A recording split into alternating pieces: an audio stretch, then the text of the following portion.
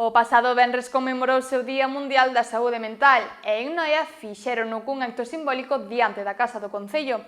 A iniciativa, organizada pola Asociación Acreva, buscou dar visibilidade á saúde mental e reivindicar máis recursos para o seu coidado.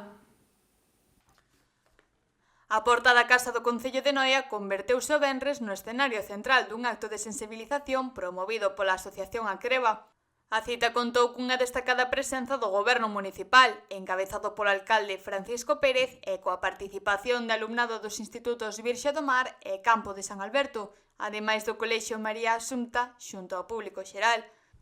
Durante a lectura do manifesto, Alba Allo, educadora social da entidade, salientou a necesidade de visibilizar a saúde mental e de dotar este ámbito de máis recursos.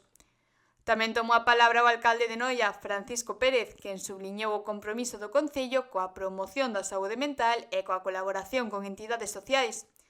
O acto formou parte dunha programación máis ampla promovida por Acreva, que inclúe charlas en centros educativos, un concurso de fotografía baixo o título Enfocando o Benestar e visitas a hospitais da contorna para dar a coñecer o labor do Centro de Rehabilitación Psicosocial e Laboral.